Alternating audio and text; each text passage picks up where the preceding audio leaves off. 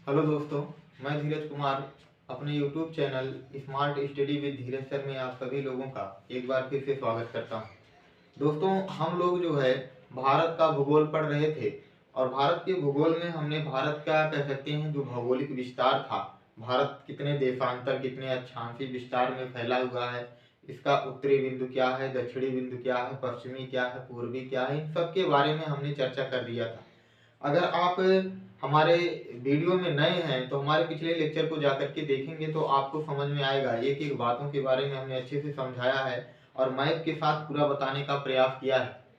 तो दोस्तों, आप लोग जाकर के हमारे पुराने लेक्चर को देखिएगा, कह सकते हैं पिछले वीडियो को देखेंगे तो वहाँ सभी बातें अच्छे से समझ में आएगी। आज हम इसी क्रम में भारत के भूगोल में इसी क्रम में एक दूसरे लेक्चर के बारे में लेकर के चलते हैं। ध्यान दीजिएगा, जिसका नाम है, आप यहाँ देख रहे होंगे, भारत के भौतिक प्रदेश। आज हम भारत के भौतिक प्रदेशों के बारे में चर्चा करेंगे। दोस्तों, अगर हमारा लेक्चर आप लोगों को पसंद आए तो हमारे चैनल को लाइक, सब्सक्राइब, कमेंट और शेयर करना ना भूलिएगा। प्रयास रहे कि आप लोग ज़्यादा से ज़्यादा इसको सब्सक्राइब करें और शेयर करें। दोस्तों, ध्यान दीजिएगा, आज हम लोग अगर बात करें भारत के भौतिक प्रदेशों के बारे में तो ध्यान दीजिएगा, भारत का जो ध्यान देंगे भौतिक प्रदेश है, ये आप देख रहे हैं भारत के जो भौतिक प्रदेश हैं उनको 4 भागों में बांटा गया है। कितने भागों में बांटा गया है? तो 4 भागों में बांटा गया है। पहला है उत्तर का पर्वतीय प्रदेश, दूसरा है दक्षिण का पठार या प्रायद्वीपीय क्षेत्र या पठार, तीसरा है उत्तर का विशाल मैदान और चौथा है तटीय मैदान या द्वीप समूह। ध्यान दीजिएगा, ये 4 भागों में भारत के भौतिक प्रदेशों को बांटा गया है। और अगर इसको हम भारत में किन किन स्थानों पर यह ध्यान दीजिएगा क्षेत्र पड़ता है तो इनको अगर हम मैप में देखें तो ध्यान दीजिएगा, ये भारत का मैप दिख रहा है। यहाँ से लेकर के ये वाला जो क्षेत्र यहाँ से लेकर के ये पूरा आप देख रहे हैं, जो हम एक प्रकार से कहेंगे कि जो हमने रेड कलर से ध्यान दीजिएगा जो दर्शाया है उत्तर के भाग को, यही भाग ध्यान दीजिएगा पूरा, ये पूरा जो रेड कलर से है इसी को कहा जाता है उत्तर का पर्वतीय प्रदेश। उत्तर का पर्वतीय प्रदेश, ये ध्यान दीजिएगा उत्तर का पर्वतीय प्रदेश है। फिर अगर हम बात करें तो जो ये भाग आप देख रहे हैं, ये वाला भाग जो आप देख रहे हैं जो हरे रंग से ध्यान दीजिएगा हरे कलर से दर्शाया गया है, ये है ध्यान दीजिएगा उत्तर का विशाल मैदान। उत्तर का विशाल मैदान, ये वाला भाग। और जो आप कह सकते हैं नीले कलर से देख रहे हैं ये वाला भाग, ये वाला जो भाग आप देख रहे हैं ये नीले कलर से, और ये वाला भाग जो आप देख रहे हैं ये दोनों ध्यान दीजिएगा अगर देखें तो ये है आपका एक प्रकार से कह सकते हैं दक्षिण का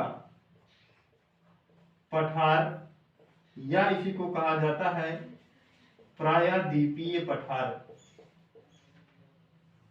प्रायद्वीपीय पठार कहा जाता है इसी को। और यहाँ पर आप अगर देखेंगे ये जो किनारे वाला क्षेत्र आपको दिखाई दे रहा है, ये सब जो भाग दिखाई दे रहा है जो मैं काले रंग से बना रहा हूँ या कह सकता हूँ ब्लैक कलर से बना रहा हूँ, इसको देखेंगे अगर आप तो ये वाला जो भाग आपको दिख रहा है ये है, ध्यान दीजिएगा, जो ये वाला भाग आप देख रहे हैं ये सब भाग पूरा ये तटीय क्षेत्र,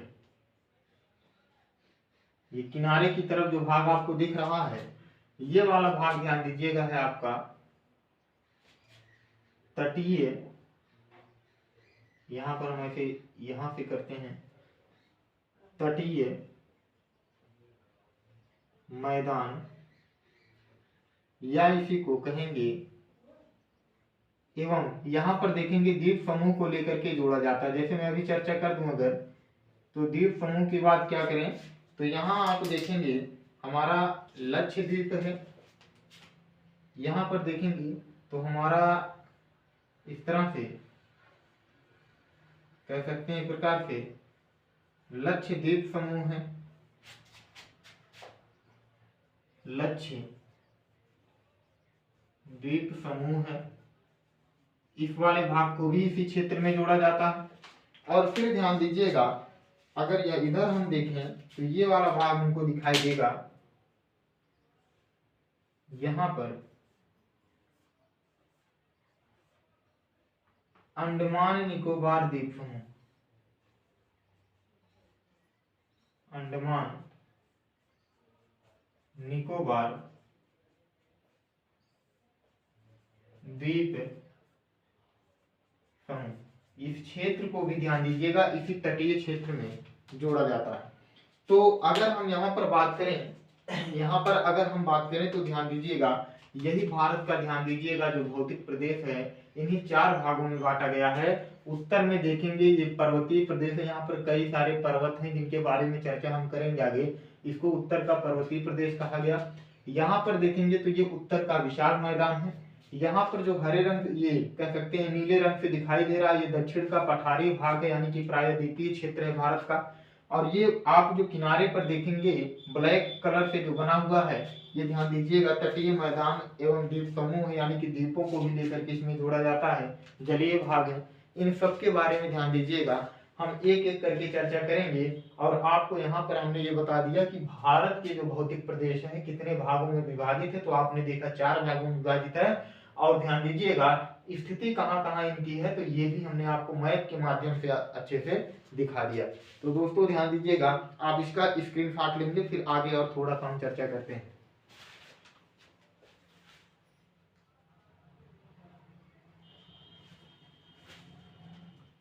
चलिए दोस्तों, थोड़ा सा और अगर हम चर्चा करें यहाँ पर तो ध्यान दीजिएगा, यहाँ पर अगर थोड़ा सा और हम चर्चा करें, इसको मिटा देते हैं और फिर चर्चा करते हैं।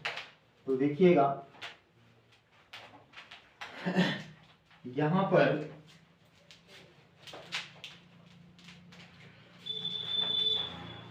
अगर हम देखें तो इसके बारे में थोड़ी सी और जानकारी आप लोगों को दे दें, फिर आगे और बढ़ते हैं और पढ़ते चलेंगे आगे। तो यहाँ पर देखेंगे जो आपके भारत के भौतिक प्रदेश दिख रहे हैं, यहाँ कुछ बातें हम नोट करके लिखवा दें आपको। जैसे ध्यान दीजिएगा, अगर हम बात करें जो भारत का ध्यान दीजिएगा कह सकते हैं 11% भूभाग है, वो कह सकते हैं एक प्रकार से ध्यान दीजिएगा पर्वतों से ध्यान दीजिए घिरा हुआ। भारत का 11% भूभाग ध्यान दीजिएगा पर्वतों से घिरा है, कह सकते हैं। यहाँ पर नोट करके कुछ पॉइंट। पहला पॉइंट, भारत के 11% भूभाग पर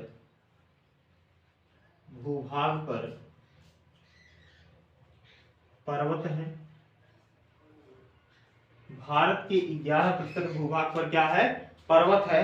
और फिर अगर हम बात करें तो ध्यान दीजिएगा भारत के 46% भूभाग पर, यहां पर देखेंगे भारत के 46% भूभाग पर पठार है। भारत के 46% भूभाग पर क्या है? तो पठार है। ठीक। और फिर ध्यान दीजिएगा भारत का कितना प्रतिशत भूभाग मैदान के रूप में है? तो ध्यान दीजिएगा भारत का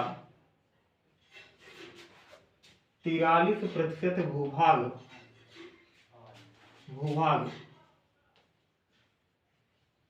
मैदान है। ये हम भूभाग के बारे में थोड़ा सा चर्चा कर रहे हैं। भारत का आप देख रहे हैं कि भारत का 11% भूभाग पर्वत है, भारत का 46% भूभाग पर पठार है, और ध्यान दीजिएगा भारत का जो 43% भूभाग है वो मैदान के रूप में। और आगे अगर हम थोड़ी सी चर्चा करें तो ध्यान दीजिएगा यहाँ हम चर्चा कर लेते हैं कि पर्वत क्या है, पठार क्या है, पहाड़ क्या है, इन सब के बारे में थोड़ा सा अगर हम चर्चा करें तो ध्यान दीजिएगा यहाँ हम ऐसे एक हेडिंग बनाएं, पर्वत क्या होता है। तो पर्वत देखिए किसको हम कहते हैं, ध्यान दीजिएगा कह सकते हैं कि वह भूमि जो आसपास के भूमि से ध्यान दीजिएगा 1000 मीटर की ऊंचाई के 1000 मीटर की ऊंचाई पर ध्यान दीजिएगा स्थित हो, उसको हम क्या कहते हैं? तो पर्वत कहते हैं। यहाँ हम लिखेंगे वह भूमि जो आसपास के वह भूमि जो आसपास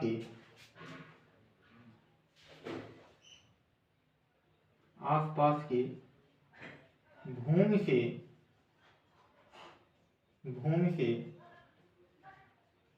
1000 मीटर की ऊंचाई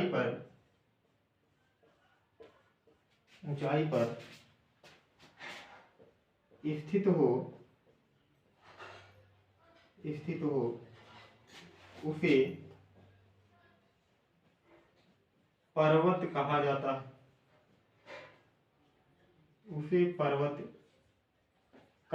है। ठीक, तो वह भूमि जो आसपास के भूमि से, ध्यान दीजिएगा, 1000 मीटर की ऊंचाई पर स्थित हो उसे क्या कहा जाता है?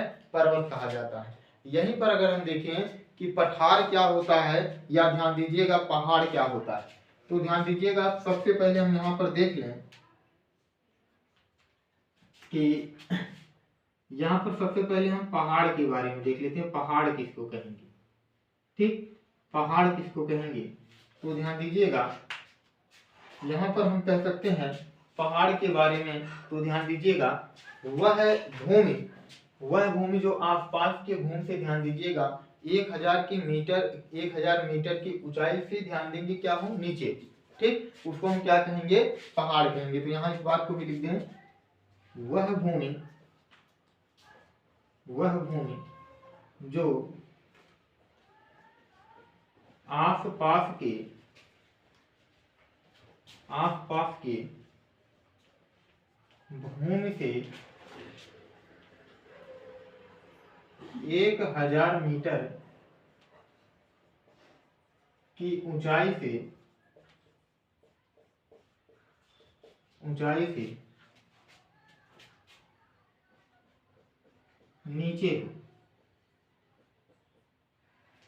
नीचे हो तो उसे पहाड़ी कहा जाता है।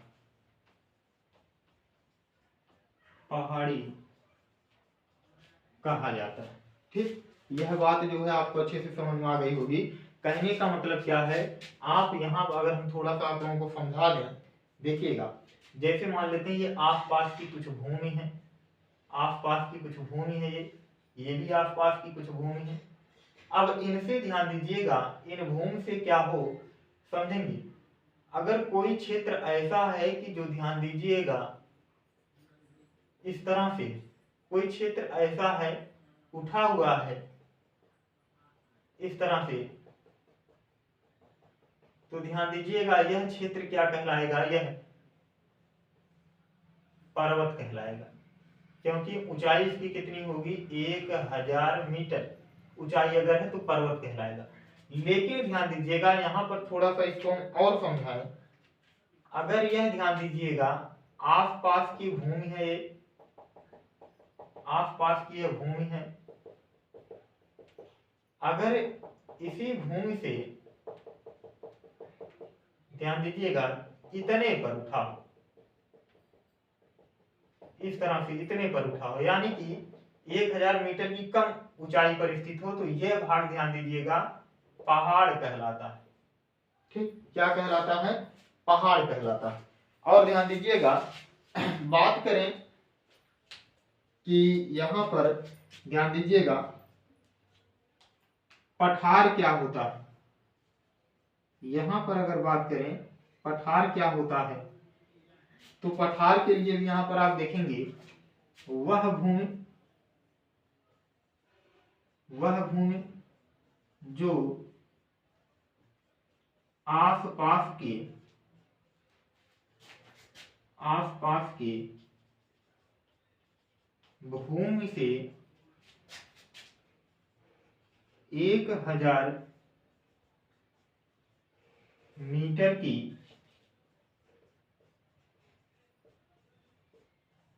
ऊंचाई से अधिक हो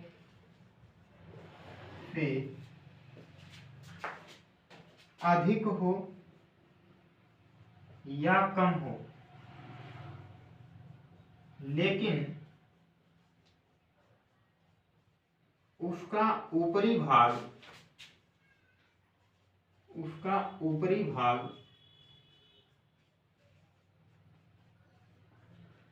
चौरस यानी कि कह सकते हैं टेबल के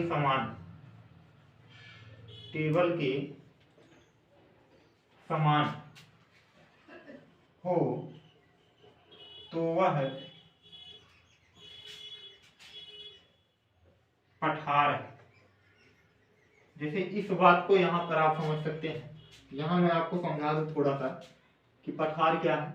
देखिए ये मान लीजिए आसपास की भूमि है, आसपास की ये भूमि है, समझिएगा थोड़ा सा पठार के बारे में बता रहे हैं। ये मान लेते हैं आसपास की भूमि है। अब यहाँ से मान लेते हैं कोई भूभाग इस तरह से उठा हुआ, कोई भूभाग ध्यान दीजिएगा इस तरह से उठा हुआ, लेकिन समझेंगे ये इस तरह से शंक्वाकार ना हो बल्कि कैसा हो जाए, ऐसा हो जाए, चौरस हो जाए इस तरह। तो इस भाग को ध्यान दीजिएगा, हम कहते हैं इसको पठार कहते हैं। क्या कहते हैं? पठार कहते हैं। तो दोस्तों आपको यह बात अच्छे से समझ में आ गया होगा। इन सब के बारे में हमने अच्छे से चर्चा कर दिया। आज हम सिर्फ यही बात किए हैं कि भारत का भौतिक प्रदेश कितने भागों में विभाजित है। 4 भागों में विभाजित है। कौन कौन से हैं इन सब के बारे में हमने बता दिया। कल से हम लोग एक एक कह सकते हैं भौतिक प्रदेशों के बारे में अच्छे से पढ़ने का प्रयास करेंगे। और दोस्तों कह सकते हैं आज के लिए हमारे इस लेक्चर में बस इतना ही। आपको अगर यह वीडियो पसंद आया हो तो ध्यान दीजिएगा हमारे चैनल को लाइक, सब्सक्राइब, कमेंट, शेयर करना ना भूलिएगा। और कल हम फिर मिलेंगे इसी समय पर एक और अच्छे से लेक्चर के साथ। कल हम भारत के जो भौतिक प्रदेश हैं उनके बारे में एक एक करके अच्छे से पढ़ाएंगे और बताएंगे कि हिमालय का विस्तार, ये हिमालय पर्वत का विस्तार कहाँ से कहाँ तक है। हिमालय से पहले जो एक पर्वत था ट्रांस हिमालय, उसका विस्तार कहाँ से कहाँ तक है। इन सब के बारे में हम चर्चा करेंगे अच्छे से। आज के लिए बस इतना ही। धन्यवाद।